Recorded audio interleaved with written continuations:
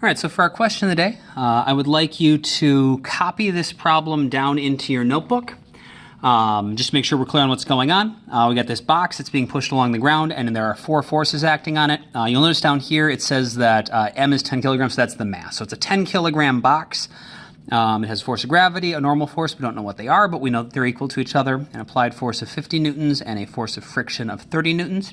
We need to figure out the magnitude and direction of the box's acceleration, and as a follow-up, if the acceleration was, instead of what you're going to get in part A, if it was 3.5 meters per second squared to the right, and everything else about this diagram was the same except for the applied force, what would that applied force have to be? So go ahead and copy this problem down into your notebook. Pause the video and solve the problem. Unpause the video when you are ready to go over the answer.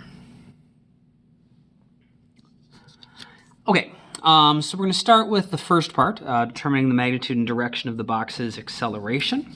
I'm going to redraw my diagram so I don't have stuff all around it. So we know our force of gravity and our normal force are going to cancel each other out.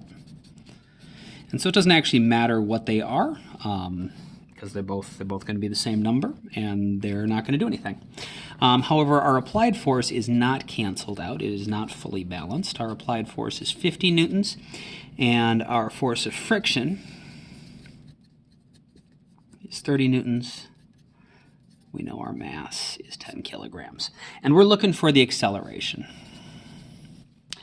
We know that the thing that the acceleration is connected to is the net force. So we have our equation for net force equals mass times acceleration. And so a reasonable approach here would be that we should be able to use the net force. And so let's think about what we know about the net force. The net force, we've got these two cancel each other out. If we add these two together, 50 to the right plus 30 to the left is going to be a net force to the right.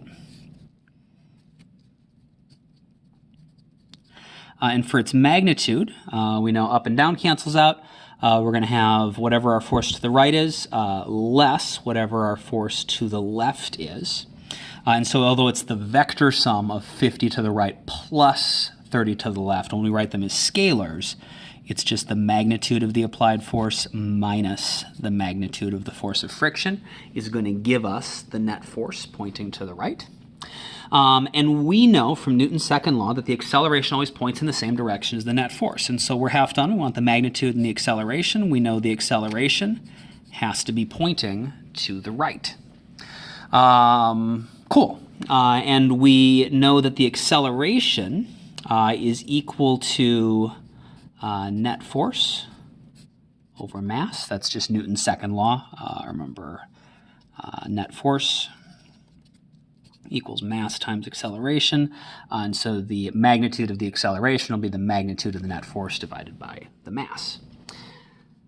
And that's what we want to find. And we have the mass. We can find the net force up here. And so this should be it. So net force is going to be, it's going to be 50 newtons minus 30 newtons. So our net force is 20 newtons.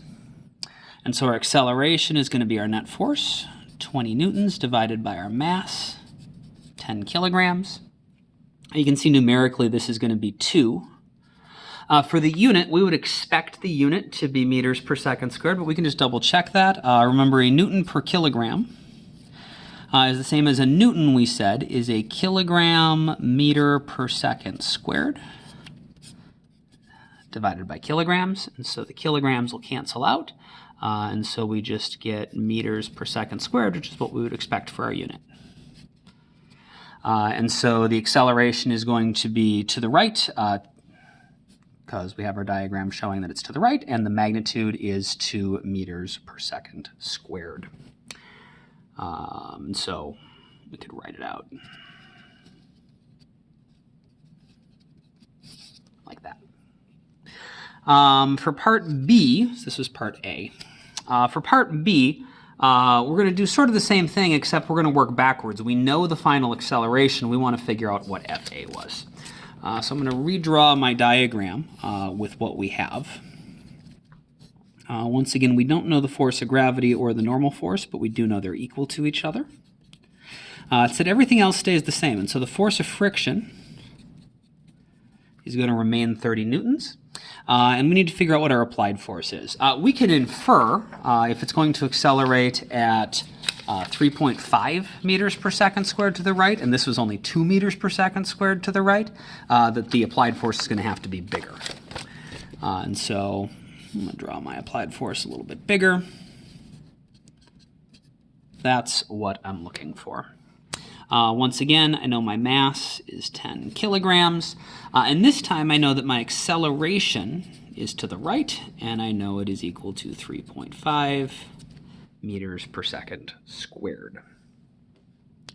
So we got to figure out what the applied force is, and so the thing that the applied force is connected to, of course, is the net force.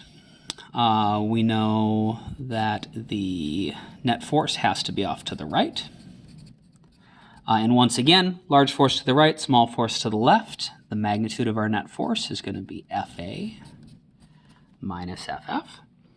And so if I want to find Fa, if I know the net force and the force of friction, I should be good. I already know the force of friction is 30 newtons, so I need to find a way to get the net force. And so we know net force is also equal to mass times acceleration.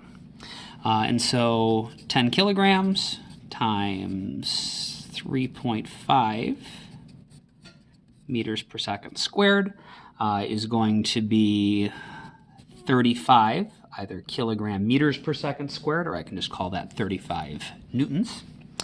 Has to be equal to the applied force, minus my force of friction, which is 30 newtons. And so my applied force has to be 35 plus 30. It's going to be 65 newtons, which is consistent with what we said. We thought it would be bigger than the applied force from the previous problem. It was only 50 last time, so we get 65 newtons this time. You'll notice in both cases, even though it didn't originally come on the diagram, because our free body diagram only shows the individual forces acting on the object, it was a necessary part of problem solving to draw an arrow for the net force and write an expression for the net force in terms of the magnitudes of the forces on our diagram. We had to do that both times to get our answer. It was also helpful to draw the acceleration arrow, because that's connected to the net force. And those two things, but especially this idea of taking the time to draw the net force and write an expression for the net force, that is almost always going to be absolutely necessary for our problem solving in forces. And so going forward, that is just going to sort of be one of the default things that we automatically do in setting up the problem, along with writing down all of our given information, anything that we know. We are also going to, if it's not already given to us, draw in the net force and write down an expression if we can, because we wind up needing to do that in almost every situation.